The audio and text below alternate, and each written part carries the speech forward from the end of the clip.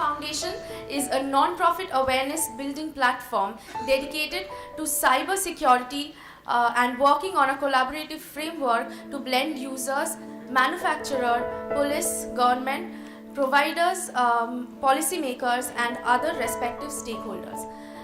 It gives me immense pleasure to welcome on stage the pillars of information security community for our inaugural session. It gives me immense pleasure to call our chief guest, Dr. Gulshan on the stage. Dr. Gulshan is the Chief of Cyber Security PMO, Government of India. Can we hear a huge round of applause for Dr. Gulshan? He has over 25 years of experience in different areas of information technology, which include cyber security, e-governance, legal framework, and the Information Technology Act for e-commerce and several related fields. He was Director General, served in Indian Computer Emergency Response Team, and Group Coordinator of E-Security and Cyber Law Division in the Ministry of Communications and Information Technology. Prior to this, he was Executive Director, EarNet India for over 7 years, and he was instrumental in setting up of the first large-scale education and research network in close collaboration with the leading educational and research institutions in the country. Since 1998, Dr. Rai has been working in the area of evolving legal framework to address issues arising out of cyberspace. His sustained efforts in the area has resulted in second technology legislation in the history of India, that is Information Technology Act, and recent amendments in the Act. Dr. Rai is particularly focused on developing security capabilities in the country through increased security education programs. Dr. Rai holds a doctoral degree and MTech and has published several papers and reports on e-commerce, cyber security, cyber laws, education and networking, and has presented the same in several national and international conferences. Can we hear a huge round of applause for Dr. Rai? Thank you. It gives us immense pleasure to have you here. Next, I would like to call on stage Mr. Shyamal Datta, IPS, retired, former Director, IB, former Governor of Nagaland. Can we hear a huge round of applause for Mr. Shyamal Datta? Mr. Shyamal Datta is a former governor of the Indian state of Nagaland. He joined the Indian Police Service in July 1965. He served as Superintendent of Police in several districts of West Bengal and as Deputy Commissioner of Police in Calcutta City. He was Director of the Elite Special Protection Group SPG and later went on to become Director of Intelligence Bureau. Mr. Datta was recipient of the Indian Police Medal for Meritorious Service and the President Police Medal for Distinguished Services. Can we hear a huge round of applause for Mr. Shyamal Datta? It gives us immense pleasure to have you here. Next, I would like to invite on stage Mr. Debasish Sen, IAS, Additional Chief Secretary, IT, Government of West Bengal. Can we hear a huge round of applause for Mr. Debasish Sen? Mr. Debasish Sen is the Additional Chief Secretary, Department of Information Technology and Electronics, Government of West Bengal. Mr. Debasish Sen, IAS, serves as a Managing Director of WB Hitco. Mr. Sen serves as Special Secretary to the Government of West Bengal, Department of Housing. He served as Director of West Bengal Infrastructure Development Finance Corporation Limited, experienced administrator with a demonstrated history of working in senior government positions, skilled in policy formulation, governance, smart cities, information technology policy, startup policy, strategic planning, and public administration. Strong professional expertise in city development, urban analysis, and democracy. Trained at Harvard Business School and IMF Institute. Can we hear a huge round of applause for Mr. Debasish Sen? Thank you so much, sir, for being here. Next, it gives me immense pleasure to invite on stage Mr. Hari Kusumakar, IPS, Secretary Coordination, Home and Hill Affairs and State Cybercrime Coordinator, West Bengal. Can we hear a huge round of applause for Mr. Hari Kusumakar, IPS. Shri Hari Kishore Kusumakar is an IPS officer in 1998 batch from West Bengal cadre and a leader in cybercrime research in the country. He established National Digital Crime Resource and Training Center NDCRTC in SVP National Police Academy in association with CDAC Hyderabad. He is a BE Mechanical from Roorkee University and holds a diploma in Police Management from Osmania University. Can we hear a huge round of applause for Mr. Hari Kusumakar? Thank you so much, sir, for being here. Next, I would like to invite on stage Mr. Sanjay Mahapatra, Chief Editor, Enterprise IT World and Group Editor, Accent Infomedia. Can we hear a huge round of applause for Mr. Sanjay Mahapatra? Mr. Mahapatra created most successful and independent tech media house not only in India but also in UAE, and Enterprise IT World Channels in Middle East is the fastest growing tech magazine in the region. Can we hear a huge round of applause for Mr. Sanjay Mahapatra? Now I would like to invite on stage Mr. Sushobhan Mukherjee, Chairman, Infosec Foundation and CEO, Prime Infoserve LLP. Can we hear a huge round of applause for Mr. Sushobhan Mukherjee? Sushobhan Mukherjee has 20 years of experience in IT consulting, process and corporate relationship, a cyber security practitioner and design architect since his stint with all major telecom IT operators like Datta, Addl, Ciso in India. For last 6 years, he has been an entrepreneur and institution builder. He took the message and mission of Infosec Global in Bangladesh and the UK prior to Infosec 2016 and 2017. Can we hear a huge round of applause for Mr. Sushobhan Mukherjee? Mr. Hari Kusumakar, IPS, Secretary Coordination, Home and Hill Affairs, State Cybercrime Coordinator. I would request all of you to kindly stand up while the lighting of the lamp is being done.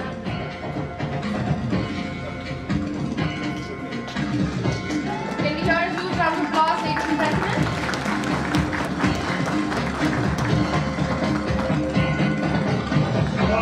से कोई शरणागत आवे, अंत की संपत्ति सब ही भरपूर पावे। ऐसे तुम महाराज को अति भावे, गोसाभिनंदन निज दिन गुण गावे।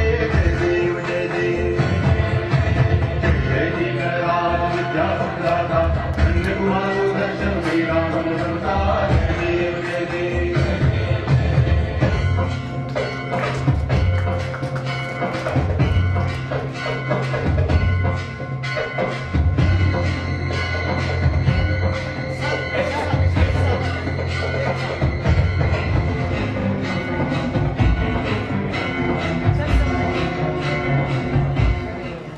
Request all the dignitaries to kindly Mr. Sushobhan Mukherjee, Chairman, Infosec Foundation and CEO, Prime Infoserve LLP, to come on the stage and deliver the welcome address. Can we hear a huge round of applause for Mr. Sushobhan Mukherjee?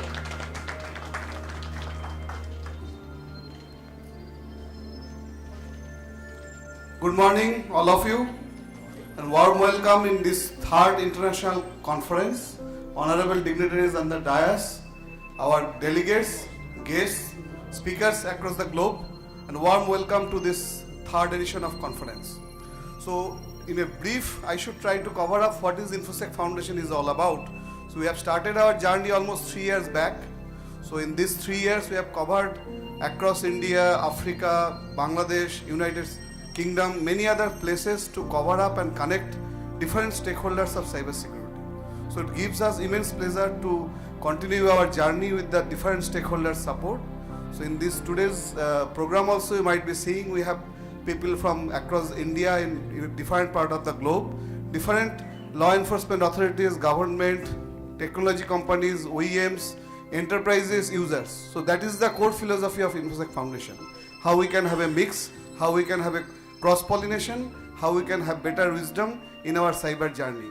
So in my welcome address, I will not linger it because we have many dignitaries in the dais. We want to hear from them. So a warm welcome once again from all the delegates. We have thought leaders throughout the day. Leverage this program, learn from them. Let us use it for all Thank you.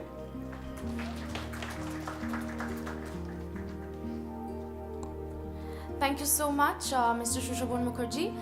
Next, I would like to call Mr. Sanjay Mahapatra to kindly come here and give a welcome address. Can we hear a huge round of applause for Mr. Sanjay Mahapatra? Honorable Dr. Gulshan, is on the stage.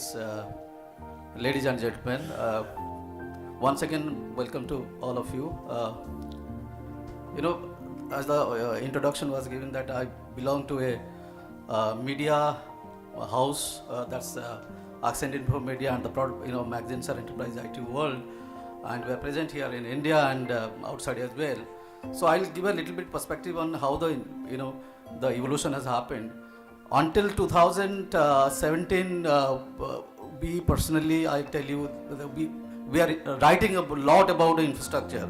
After 2017,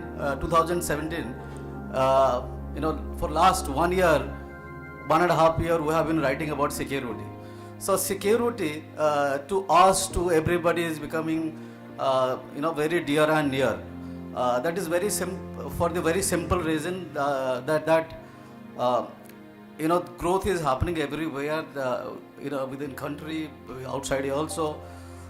Security is something which is binding, which is becoming a glue for everything, and a single lapse of security is changing entire infrastructure, the outcome, the customer perception, everything.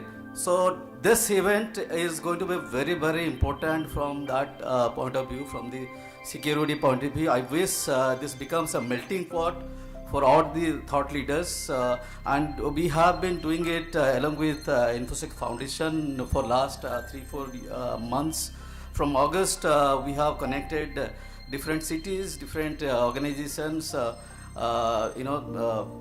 professionals across India, and today it is a culmination point where this global event is happening, and people from across Bangladesh, Singapore and other countries are here, and I hope success for this event, and I hope that you enjoy the entire day. Thank you very much.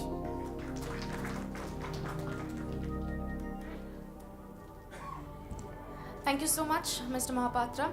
Next, I would like to invite here Mr. Shyamal Datta, IPS, retired, former director, IB, former governor of Nagaland, to come on the stage and kindly grace the audience with a few words. Can we hear a huge round of applause for Mr. Shyamal Datta?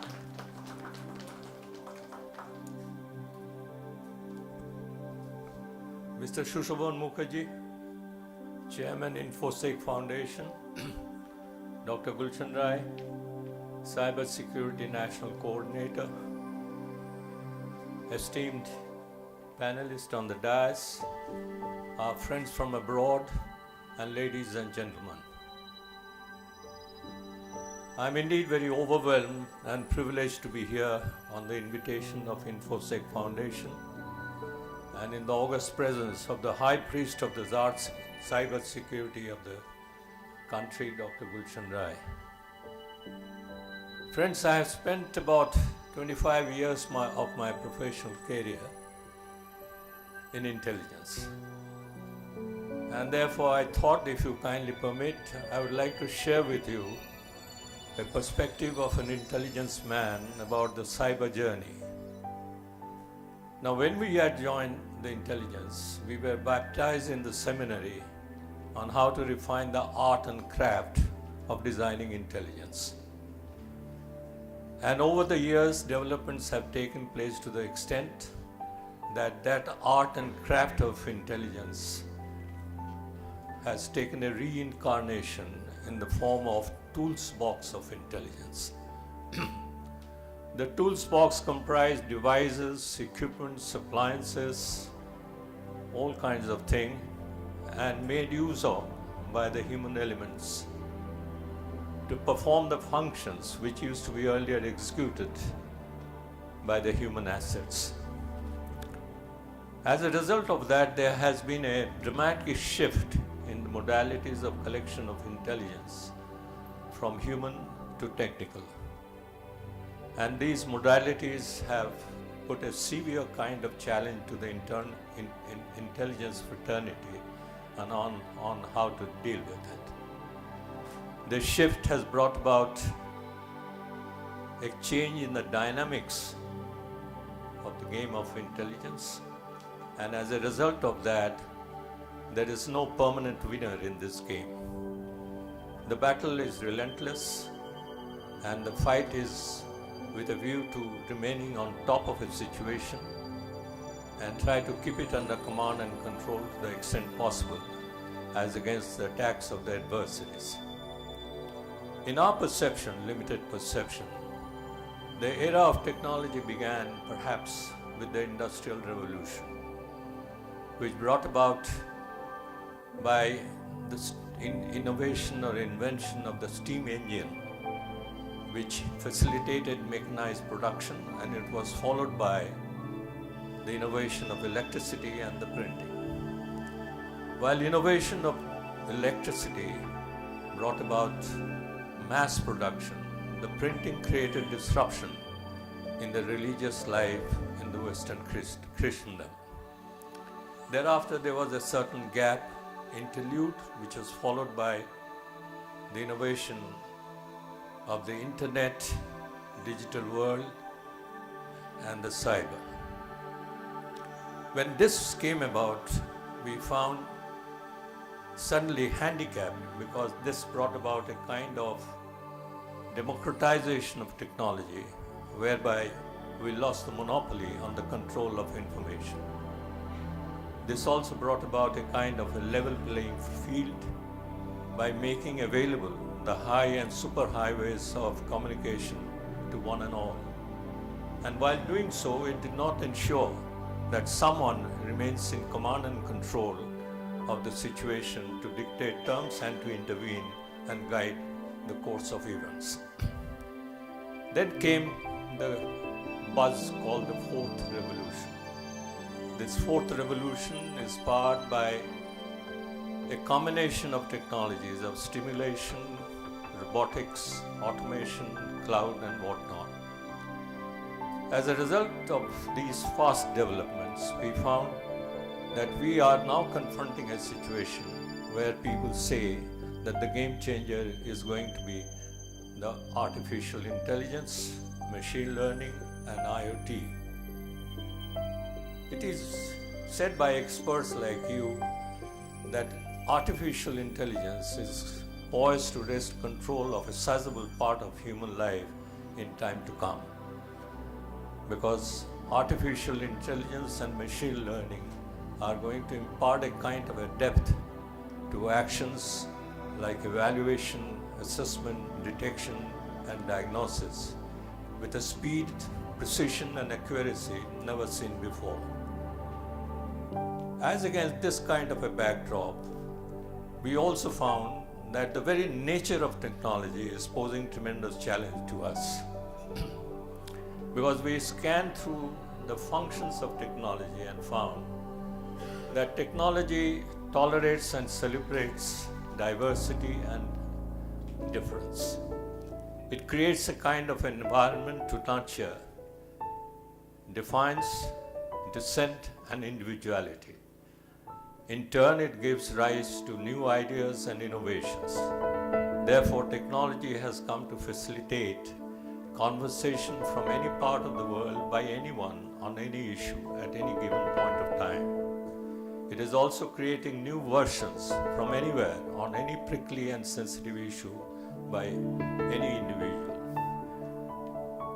And technology as we see today does not stifle or muzzle any kind of insubordination. It allows insubordination to take its place and come into full play. And when it does, we find that technology is putting us in handicap.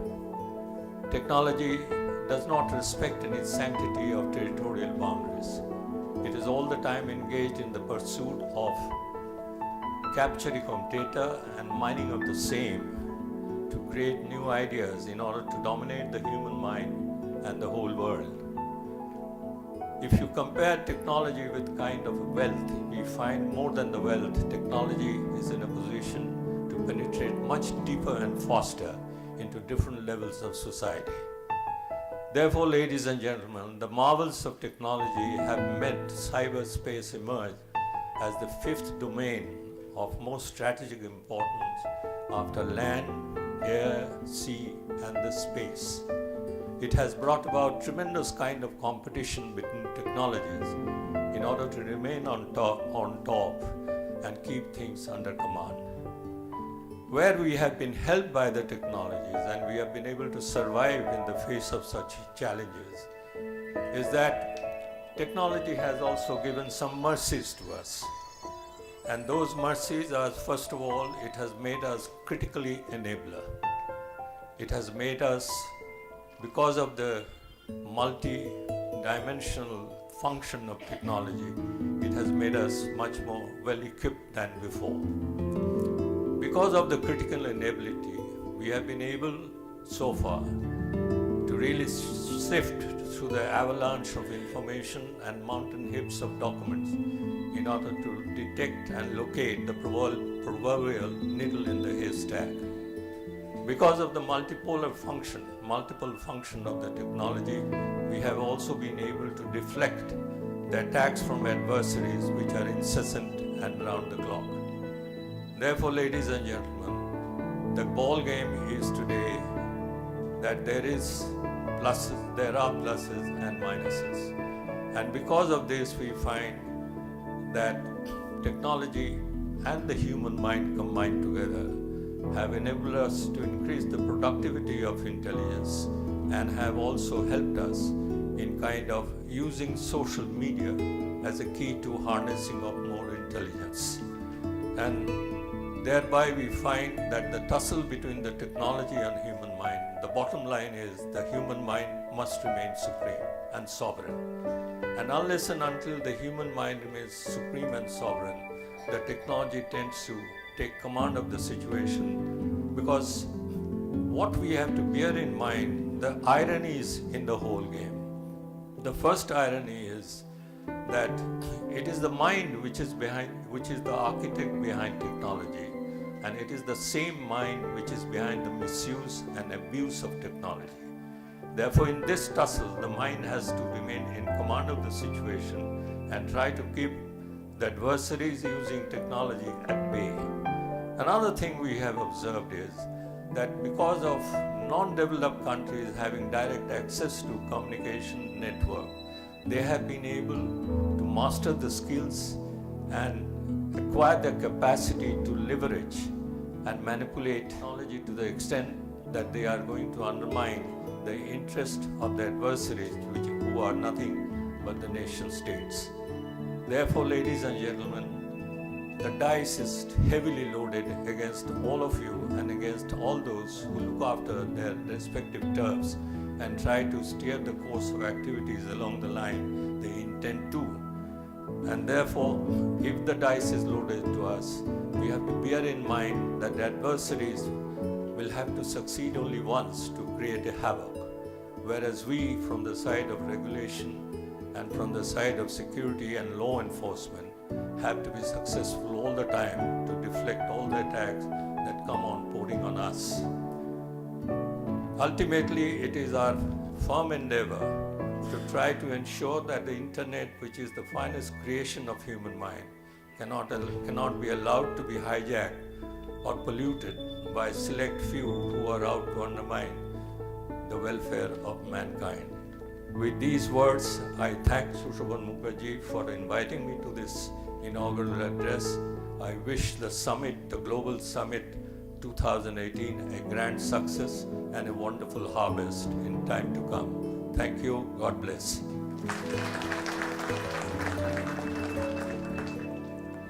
Thank you so much, Mr. Shyamal Datta.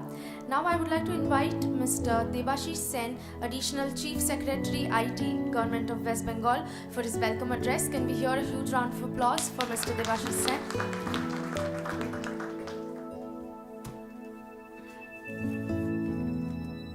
Today's chief guest, Dr. Gulshan, Mr. Sushobhan Mukherjee, Mr. Sanjay Mahapatra, Mr. Shyamal Datta, and ladies and gentlemen. Today is 16th of November. Exactly 8 months ago, on the 16th of March, we, meaning the government of West Bengal in the Department of IT and E, we conducted our first series of knowledge workshops, monthly knowledge workshops in Calcutta on various topics of emerging technology, and cyber security was one of them. And today, indeed, as Mr. Sushobhan Mukherjee would perhaps agree with me, today was a schedule of another workshop from the government of West Bengal. But when we came to know that this is being organized, we willingly shifted the date and decided to join them, because anybody who does it, we are with them and we like them and we support them, and we want great strides in all fields of emerging technology, including those which merge in cyber security. So what was scheduled today has been shifted to January, that will be on 5G, but I take this opportunity to inform all of you that there is a huge event being planned on 18th or 19th December by the government of West Bengal. We call it Consensus, the International Congress on Blockchain. And we already have speakers from Belgium, Japan, Brazil, Singapore, Lithuania, Israel, and so on and so forth. So this is the time to register, and interestingly, if any of you have done or know of somebody who has done an interesting project on blockchain, please register. We are showcasing these things in the 2-day seminar. Having said that, in the field of cyber security, we have already tied up, there is a cabinet decision taken last year that there shall be a center of excellence on cyber security, and to make it more durable, we are tying up with the University of Technical University, which is now called MAKAUT, Maulana Abul Kalam Institute of Technology. I believe there is a speaker, Professor Debasish from the institute, very knowledgeable person, and therefore we have decided to tie up with them so that there is regular experimentation, regular laboratory growth and effort from the research scholars and the young professors. At the moment, however, we are in the government trying to do something which not much focus has been given so far. There is a great deal of thought on how to prevent cyber security, how to play with artificial intelligence, how to use asymmetric encryption through blockchain in preventing cyber security, how to not forget and change your passwords and all those things. But what if you are actually attacked? What do you do? Is it such a very, very remote chance? Only during the pujas, during the last Sharadotsav that we just had, I will not take the name of the department, one of my colleagues in the IAS, he rang me up and said, my website, my official website has been hacked, and I am getting a mail from my own mail account saying that you pay so many dollars or else your everything will be lost. That set us thinking. If in any lift that you go, you will find, in case of fire, do not use the lift. There is a standard operating procedure.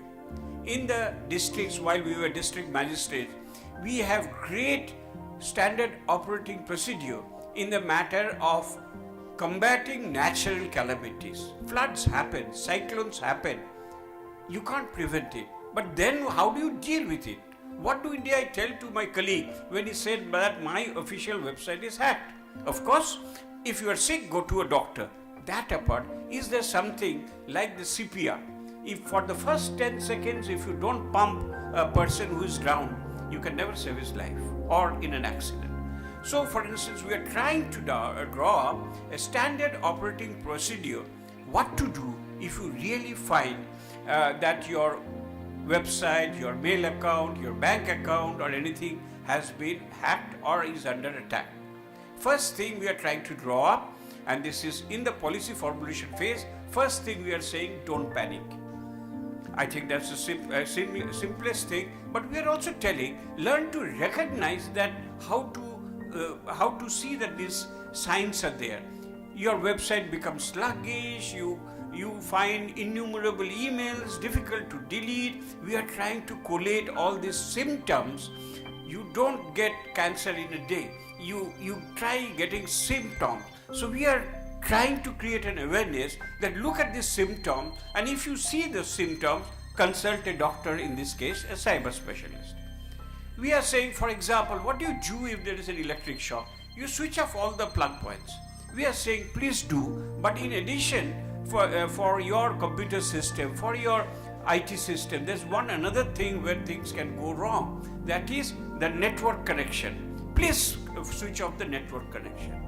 Then they said that all our systems will be down. So therefore we are trying to say, like the good old handwritten letter, have a manual system standby for your essential things. Don't let everything get over, let it be over, but have the old thing. And that reminds me of a very popular Hollywood film that I saw in buying a ticket, that it's a commercial hall just a month ago. Mr. Johnny English Strikes Again, and the story says that Mr. Bean, you know Mr. Bean, Mr. Bean is called upon by the British Prime Minister because a young hacker has stalled London. All the traffic lights are haywire. Everything is stalled. No flight can go out, which is now known as logic bombs. So he has done this. And so comes Mr. Bean with nothing, not even his mobile, and he goes, and it's a funny story, of course, but the point should be taken. Don't have everything done automatically. You also have a manual system. That is the best way to beat cyber security threats. So we are trying to say that don't panic, keep a manual standby, cut off the power, cut off the network socket, and don't, for heaven's sake, forward the mails. That when my colleague, IAS colleague and the secretary of a department told me, I have got a mail from my mail saying that please pay such and such, do not forward this. If you forward this, it will just spread around. But where is it written? Do we have a manual? We have a manual what to do in case of communal violence. We have a manual when there is a cyclone. We have a manual when there is a landslide, but perhaps we need to develop that. This is the thing that we are trying to say, and later then call the expert. Now what the expert will do, Dr. Gulshan Rai is there, full of house, and they will all do. But what does the citizen do? What does the normal office manager do? What does the secretary do? This is something we are trying to put it in a place so that together we have an ecosystem that will not allow some of our not too friendly countries to wreck our system. With this, we are also thinking of having mock drills. So like in fire, especially in the Western world, very often, suddenly in the meeting of this meeting, there will be a dung and everybody of us, come what may, you have to rush out of this room because it's a fire drill and mandatory. Could we have such kind of cyber drills also? We must be ready. We must recognize that it's a real threat, like a fire which happened in Park Street only a few days ago. I will not linger on. I will just say that this small niche segment is what is occupying our minds, and this is, I would like to have more suggestions on it. And what do you say, other than the usual awareness programs which dwells on change your passwords and things like that, don't touch an unknown source. Okay, these are good, we are also doing, but what happens if it actually strikes? We would need more inputs into it. I will end by my present experience of having, in reading Frederick Forsyth's last book, The Fox. I'm midway through it, reading on a Kindle, and the whole thing, the master of the day of jackal, the master of the Odessa file, the master of the dogs of war, is now writing a novel that is completely based on cyber security and cyber hack, and how a little boy is there to hack, and the elderly person. I am reminded of Mr. Shyamal, Datta, no offense meant, that how he was talking of the intelligence good old days, and how he goes back to those old days in combating this. Thank you very much.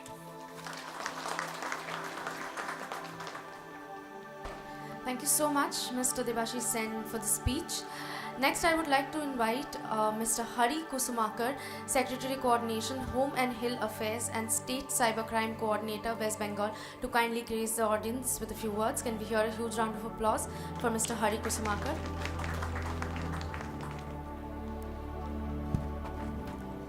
Good morning, everybody. Shri Shyamal, my senior, Dr. Gulshan, Dynamic Secretary IT, Debasish sir, Mr. Mahapatra, Sushobhan Mukherjee, and my friends available here. So, as it is announced, this is the third year of this conference, and we started somewhere in Salt Lake. I was the only one. I was feeling lonely on the dais earlier.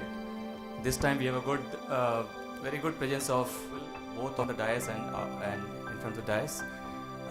It is really good development for Calcutta. We didn't have a very established cybercrime conference so far. This conference still not very old, but at least it is well established, and it is catching up and bringing more and more people together. I'm also happy to have Dr. Gulshan in Calcutta. I don't know, I haven't seen him earlier. We were trying to bring him in Calcutta for the last 2 years. It's very good to have him here. We have heard him earlier. I have worked with him during my last assignment in NPA Hyderabad, and he's one of the best well-known expert of this subject in the country right now. I would also take this opportunity to announce that I don't want to deal with this cybercrime. Everybody knows this is expanding everywhere, and now the government of West Bengal is coming up with 25 new cyber police stations. So there will be one in each district and commissionerate.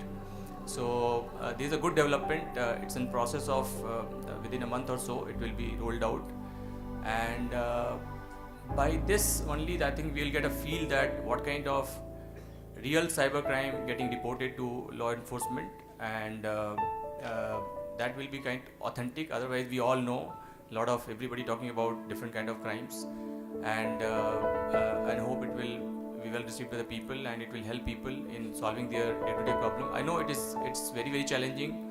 We are also talking at the same time. We are just talking about establishing a cyber police station, whereas a lot of big things are coming up. Hacking.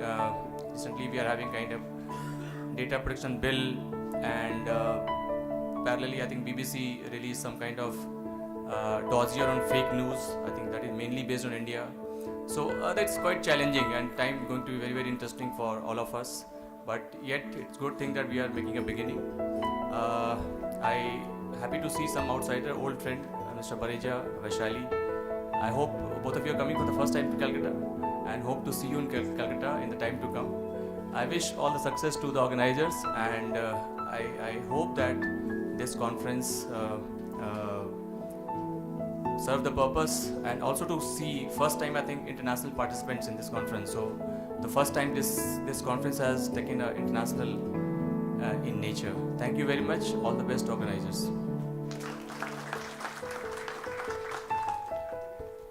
Thank you so much, Mr. Hari Kusumakar, for this speech. Finally, I would invite our chief guest, Dr. Gulshan Rai, Chief of Cyber Security, PMO, Government of India, to come to the dais and grace the audience with a few words. Can we hear a huge round of applause for Dr. Gulshan Rai?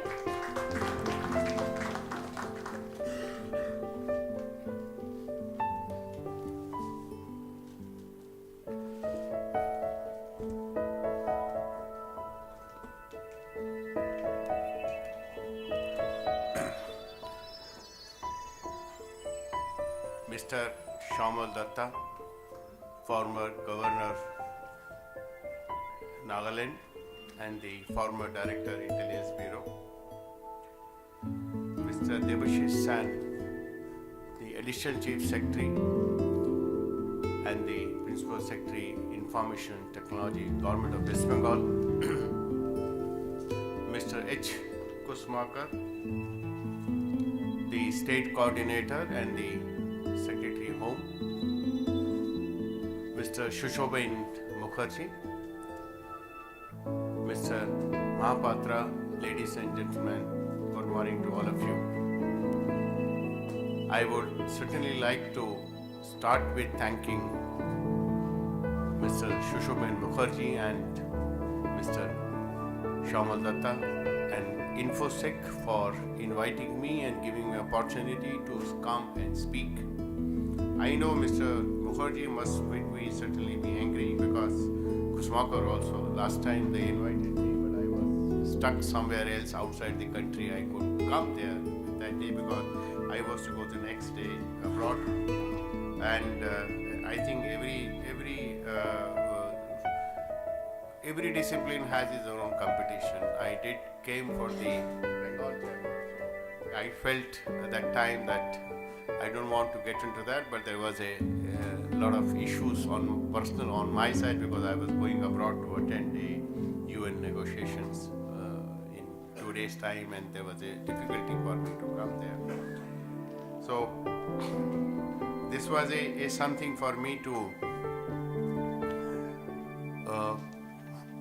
come out of my gate that I didn't go last time, and certainly Mr. Kusumakar wouldn't have invited me because I didn't come last time for this seminar.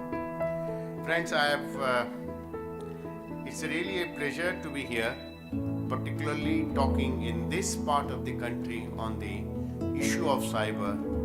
Mr. Shyamal Datta is a kind of a mentor to me because I can tell you when he was a joint director IB, that's the time the whole issue of the security started, and that he was the first a person from the police organization or the intelligence agency who has been involved in setting up the onset of the software industry for which the country boasts that we are the software park. If you remember, sir, that was the technology park in Bangalore.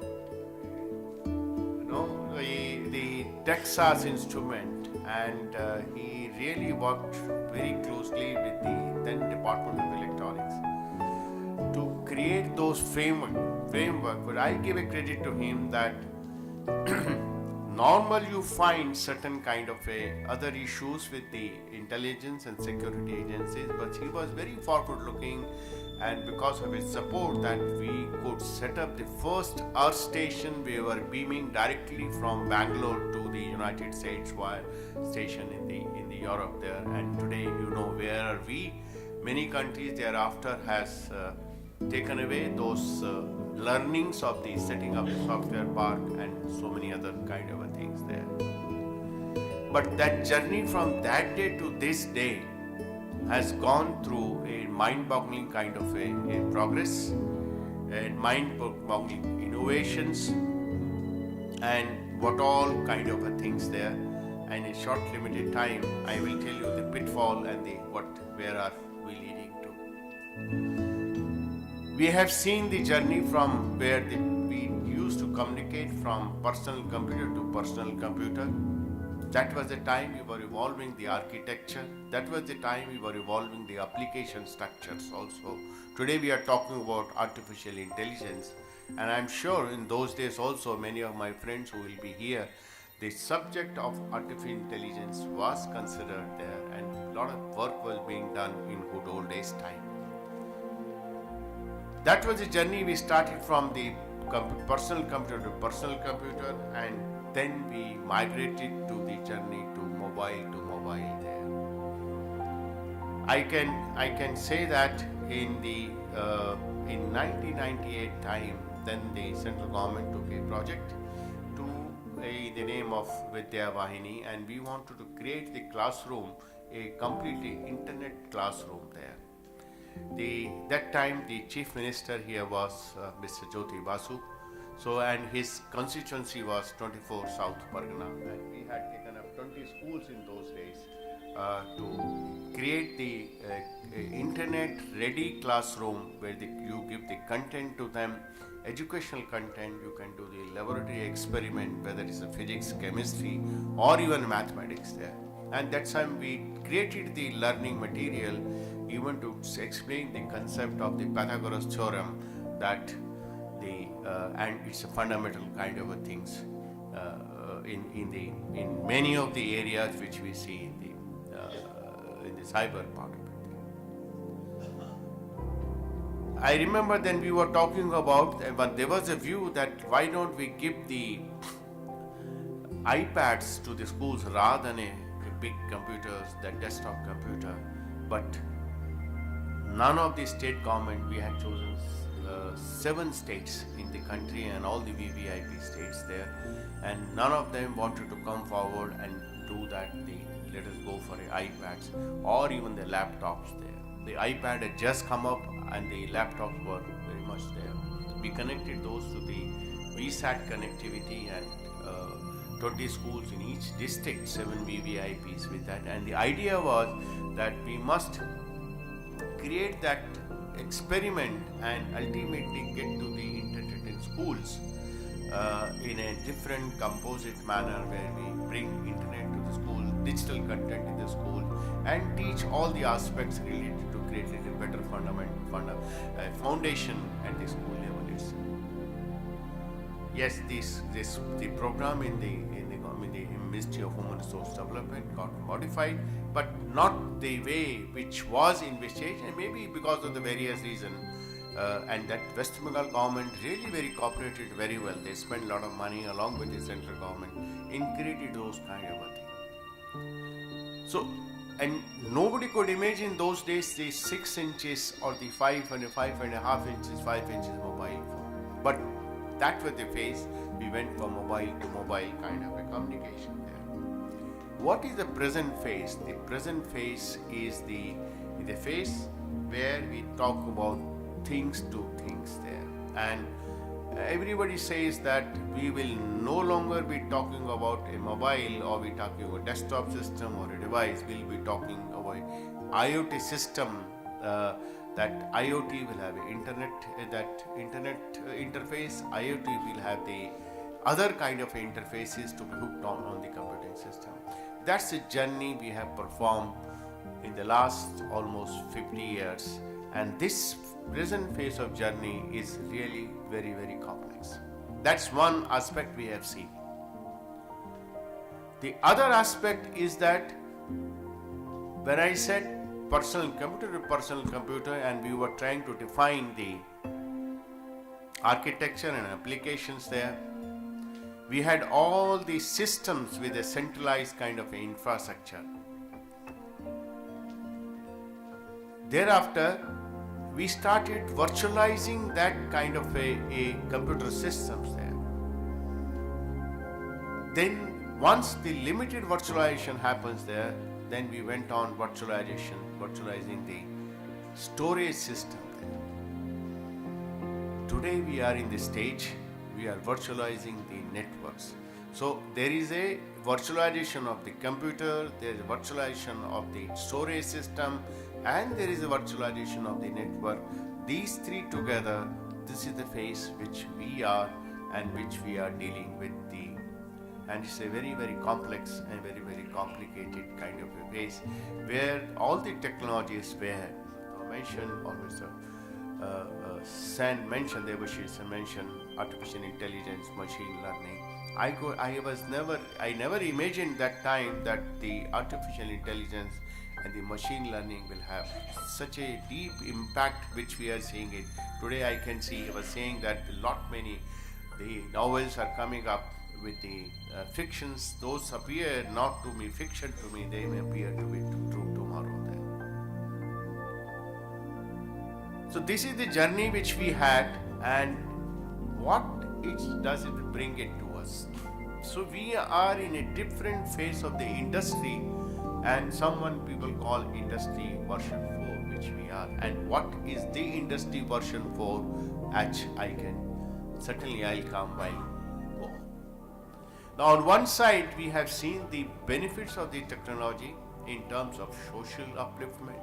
You can see the penetration of mobile phone. You go any interior part of the country, you have the communication. We have more than 1 billion mobile phones in the country.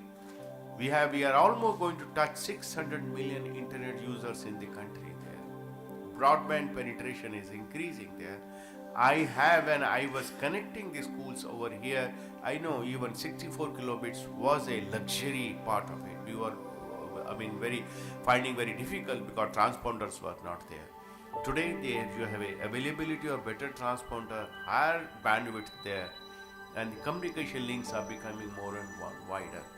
Now there's a positive aspect which we are moving to. Nothing in this now planet you can think about without some part of the information or the cyber embedded into the system there. It may be a small system, but it is an important component which is driving the efficiency and productivity of the system and bringing many more benefits there.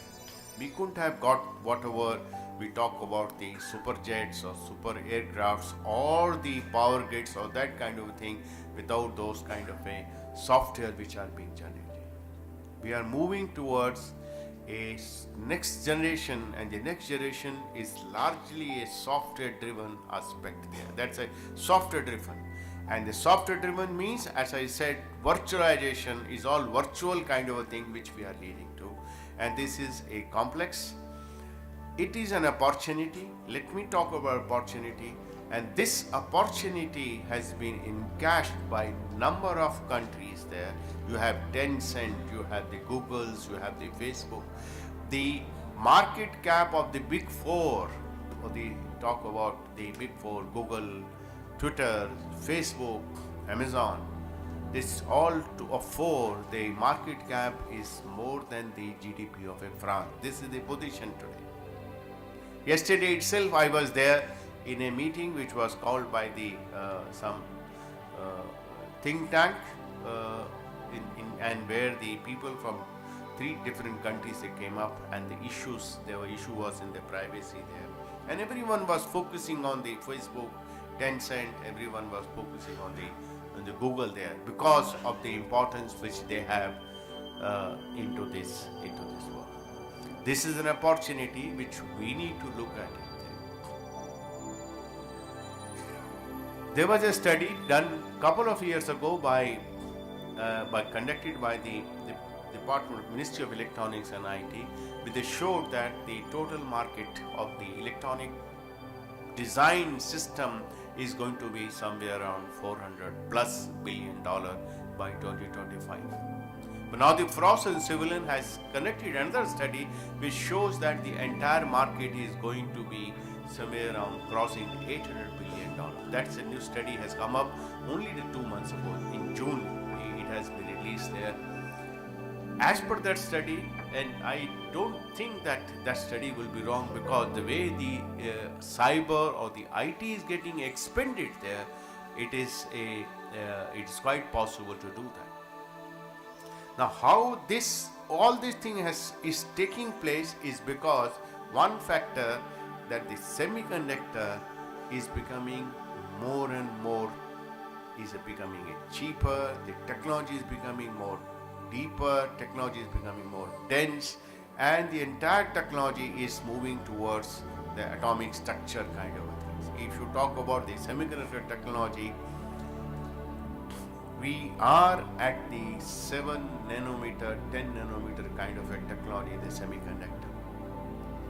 The demand for the semiconductor itself, they predict about $700 million by the 2025. That's what the demand, international demand has come up there. The one factor which is becoming very important, where I'm glad Mr. San is there and all of you are there, where the countries had the strength over a period of a time, we depleted our strength there, but we can create that. We no longer look for the foundry to be set up, which was that foundry on the ground of the national security, ground of the cyber security. But the emphasis should be more on the setting up the design center, where the demand itself, worldwide demand is about $80-85 billion there, and our own demand is about $25 to $30 billion by 2025. This is an area where I think would need to be focused if we have to move towards a safer and secure kind of a cyberspace. That's the opportunity we need to take it. Imagine that what kind of a force multiplier it will create if you focus on the design, and we have the potential and we have the soft power there. And I'm sure Debasish will remember. And he was studying there. Lot many centers of the VLSI, LSI design used to be there in almost every center there. Over a period of time, those are depleted there. So that is an opportunity. One will need to take it. But let us look at it. What this technology has brought adverse to us, but that offers opportunity to us also there. It's a software, again a software designs. Everything is becoming software design. So wherever there is a software, there is a vulnerability. The typical two characteristics of these industries are, which creates a problem for us and which gives opportunity to us. Everything is free. The revenue model is free. You get services free. Search Google is free. You put the blog on the speak is free, because if you go and put an advertisement or you want to see on the newspaper, there are so many other things are there. You have to pay. Every newspaper today has a different kind of issues there. But this services, IT services is free. Nothing, you don't have to pay anything there. That's one aspect there. So this free is also responsible for creating the IT market or the cyber market. That's one factor is there. But then this industry has another unique characteristics. You go to automobile and you keep on hearing in the newspaper, in the media, that so and so manufacturer, India or abroad, he has got so many numbers of cars, and number of cars goes to even lakh also there, because they find some problem or the other. You go to the civil engineer, he says there is a warranty, there is a guarantee of the bridge or the road which they have constructed it. Do you find any guarantee or warranty in any IT product? You don't find, and nobody gives you any guarantee and warranty. You can avail the free, you can't avail the free updates. You can avail the updates, you can get the patches there, provided you pay for the annual maintenance contract. Everything is paid there. That's another unique part. There is no warranty and guarantee. Now the second part is characteristics of the first part there, where the software design comes to the picture. No software is a foolproof. Every software is a list of instruction. You change list of instruction, you inject one instruction there, and you change the entire character of the device or character of the system, and you can make it to function in a manner different than what was it intended to be. And that's the reason for the adverse impact which we are seeing. Everyone is in a hurry. Cost of development, innovations is very, very high, and everyone wants to reap the benefit of the investment which he has made. As a result, the products are introduced into the market which are vulnerable there. And I was mentioning to Mr. Datta, and I'm sure you must have read it, the kind of adverse it has gone through. Day before yesterday, Times of India said that the traffic of Google was also hijacked. Is the internet traffic going to Google was hijacked by, they named some 2 countries there. And the hijacking went on for a couple of hours. Their entire internet traffic was hijacked. It's because of the vulnerabilities in the system there. And if you see the today's newspaper, someone has said C and C++, which are the core founding language of the modern cyber industry, there is a mismatch on the internet, and those the computing languages are there. So again, the vulnerability part of it. The sophistication has come to this level. As I said, the Google traffic is getting hijacked, and I don't know how many, I'm sure many of you would be aware of it. The Google has a very, very sophisticated system there. And also, some of the, maybe a couple of months ago, there was another big news there, that in 2015, companies like Amazon or companies like Apple, their hardware itself was made vulnerable because they used to get their hardware manufactured by some outsourcing company, the US origin, but getting manufactured in China. and while the manufacturing, a chip was introduced into the board, which was creating a alternate path and creating the facility to change the entire configuration of the board. That were very sensitive board there. That also was in news there. So we have reached to that sophistication, and the kind of a sophistication I see, which I keep on seeing, that anything is possible. What Mr. Debasish said, the fiction today everyone is talking about. An incident happened on August 11, 2018. It was afternoon time, 3 o'clock, and it was a Sunday, and everyone after the lunch, Sunday,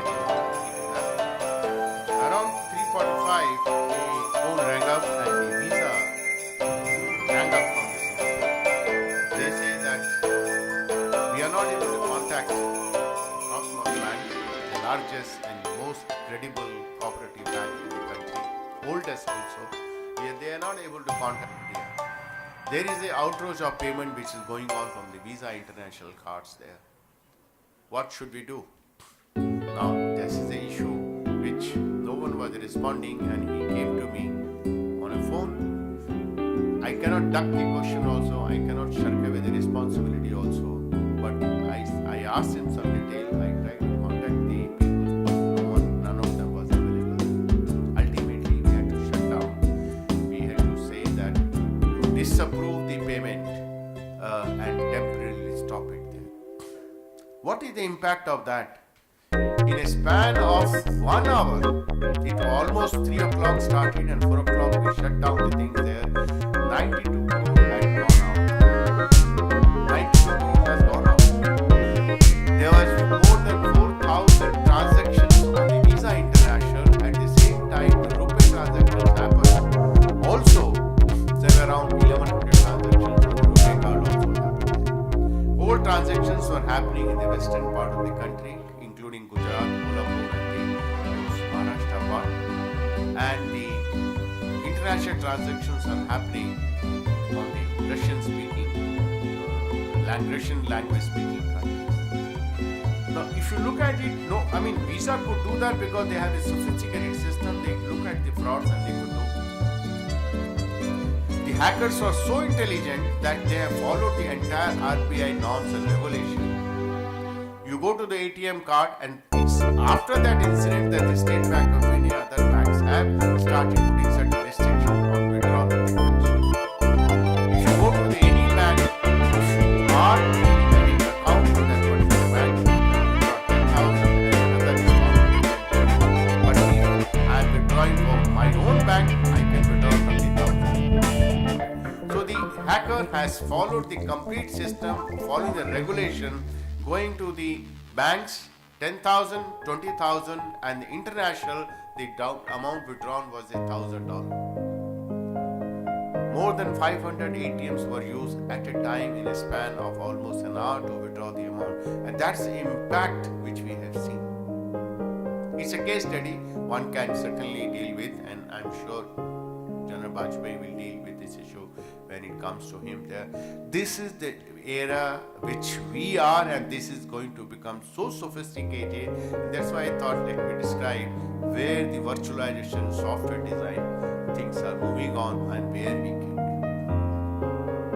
Friends, today if you look at the world map, you find the boundaries. There is the Indian boundary, there is a China boundary, there is a Russian boundary, the ASEAN country boundaries, European boundaries, and within Europe, every country boundary. But when we go to the virtual world, we look at the adverse our actors there. It appears to be completely continuous there. You look at the sky, same kind of a sky happens there. Small dot happen. These are the actors there. This is an area where no country perform the action. We do define the state actor and the non-state actor, but the state actor never perform the activity by themselves. They put the front ending the non-state actor there. And some of the non-state actor which having a very back-end tie-up, very strong tie-up with the state actor were responsible for the incident of the Cosmos Bank. And prior to that last year, all of you know, we were about to lose $171 million from Union Bank of India. We recovered the entire amount. But in the Cosmos Bank, because there was no others in the transactions were through the ATM cards, the money appears to be gone out and ultimately the institution. So the entire world today is a virtual world. There is a seamless connectivity. There is a seamless kind of a behavior. All those actors, they move together and do that. We need to be very, very careful.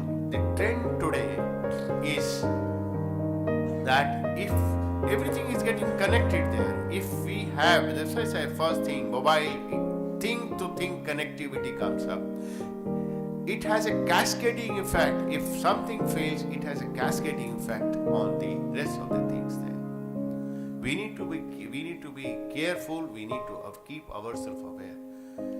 Over a period of time, last 5 years, there is a better awareness among the people, but that awareness needs to be little more.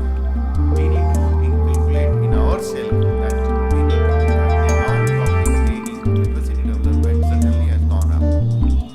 Infosec is organizing a seminar, and such seminars does help in creating better awareness, telling them, look, these are not the fictions or fake stories, these are the actual kind of incidents.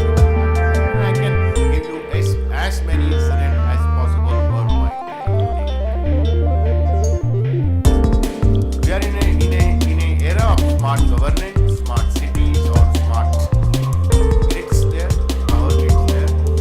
Any small glitch will have a cascading effect on the rest of the things. And I'm sure one of the live examples in October 2016 was the 1/3 of the California was shut down because of a small glitch in a fissure bobbing baby. Mother went out to the house and left the monitor to the baby so that she can go to the market and buy. And by the time she come back, 1/3 of the California.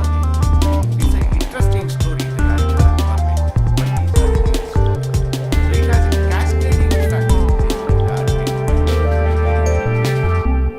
The percentage of our budget, the government has said that the state government has to follow that 1% of your IT security.